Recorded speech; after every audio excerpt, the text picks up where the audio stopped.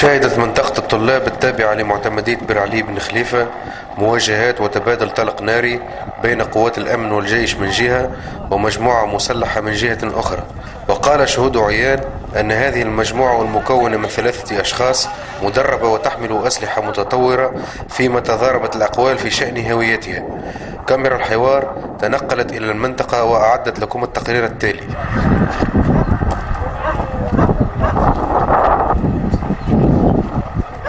بالك ما تقدمش برشا، لازم نسخوا مع الميليتير راهو.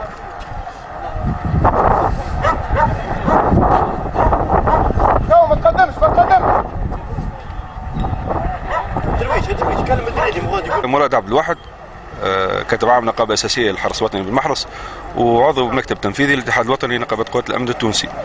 بالنسبة للوضعية الحالية معناها نصنفوها احنا نقولوا مجموعة إرهابية تمت ملاحقتها من طرف زملاء من الحرس أو زملاء من مركز الصخيرة وكذلك من مراكز نتاع المرور المحرس، وحاليا تواصلت إلى حد هذه الساعة.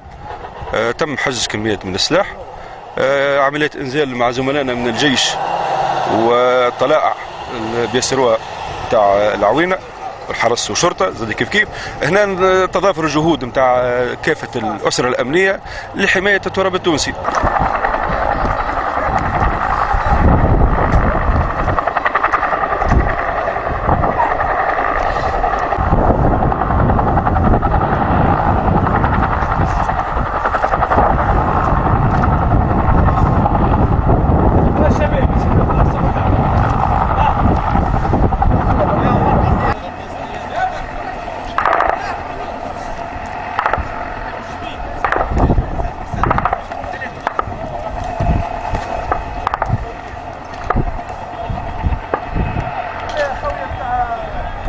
كليو كلاسيك فيها 3 من الناس وهما مركبين معاهم واحد في الكار الوطنية. هذا يكشف الطريق، يكشف لهم في الطريق على الحاكم. هبط السيد هذا في الصخيرة، الكار خرجت مشيت على روحها، بعد اكتشف انه الكونفير نتاع الكار انه ثم واحد ناقص.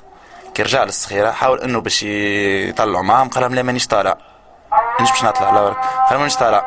هكا كي مشيت على روحها الكار جماعة الصخيرة حبوا يبراكيوه، خاطر اللي عنده ديفاليز وكل شيء شكوا فيه، حبوا يبراكيوه. كي حبوا يبراكيوه جبد عليهم السلاح مع الخلطة نتاع الكربة نتاعهم، خلط الكربة نتاعهم ركب في الكربة ومشى.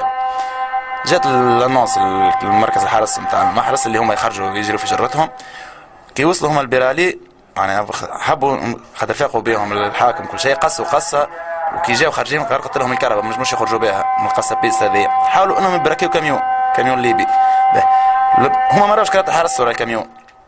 لحظة اللي شافوا فيهم كرات الحرس تم معناتها ولا اطلاق نار بيناتهم، خاطر فيسع ما جبدوا الفاليز نتاعهم وركبوا السلاح نتاعهم وبداو يطلقوا في النار.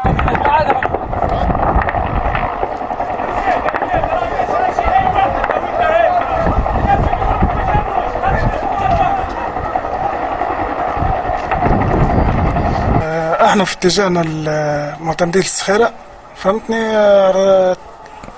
عرضنا كاميون مبركينه 3 من الناس، تسخلوه اكسيدون ولا شفنا.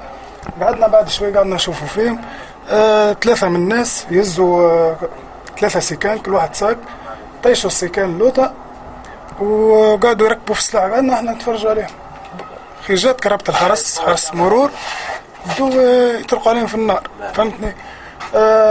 قعدنا احنا لابدين غاديك لوطة انا نشوفوا فيهم حكاية الساعة من زمان، فهمتني، حتى اللي وصلت قوة كبيرة نتاع الحاكم وقعدوا فما معناتها اطلاق نار متبادل ما بيناتهم.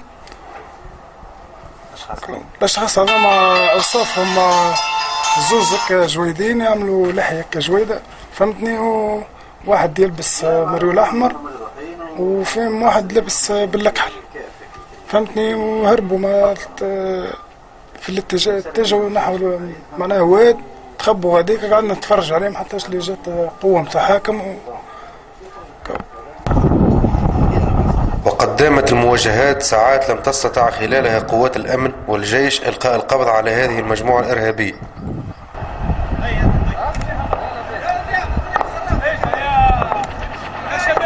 بالله هبطوا، ما عادش خلي كل واحد يطلع، هبط الزيت وما عادش خلي كل واحد يطلع. ووقت ما تشوفوا الى حد هذه الساعه ما زالت معناها عمليات متواصله، الحفاظ على الامن نتاع البلاد. اللي احنا هذايا هدفنا اللي نجدوه ونطلبوا معناها من كافه الاخيان ومن كافه معناها زاد المواطنين يمدوا يد المساعده بالطريقه اللي يخلي العمل الامني يمشي بالطريقه الصحيحه.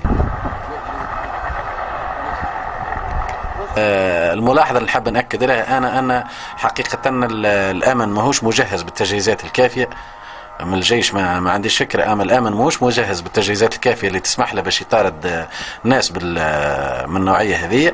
وأنا حسب على الأقل حسب الإطلاق النار اللي شفناه السلاح اللي عند المجموعة هذه مجموعة معناها عندها سلاح متطور على السلاح الموجود في الأمن، وهذا أونكور إون فوا فهمت الواحد يدعو الحكومة هذه باش على الأقل يكون عندهم معناها يكون الأمن مجهز بالعتاد اللي لازم. وثم كموقف شخصي بصراحة الحكومة نشوفها ساكتة على السلفيين هذوما مدة 3 و4 شهور التالي من حكومة الباجي قايد سبسي للحكومة الموجودة تو، فهمت ولا؟ وهذا اللي خلى الناس هذه فهمت لا توصل للمراحل هذه اللي فريمون إذا كان ما تتصدلهاش حكومة ومواطنين وأمن مش تدخل تونس في دوامة الله أعلم معناها بنهايتها شنو.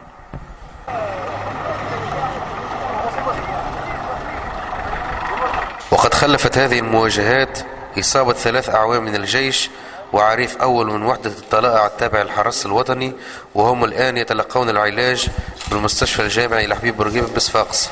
وما زالت قوات الأمن والجيش تحاصر أفراد العصابة التي تحصنت بأحد الكهوف في المنطقة.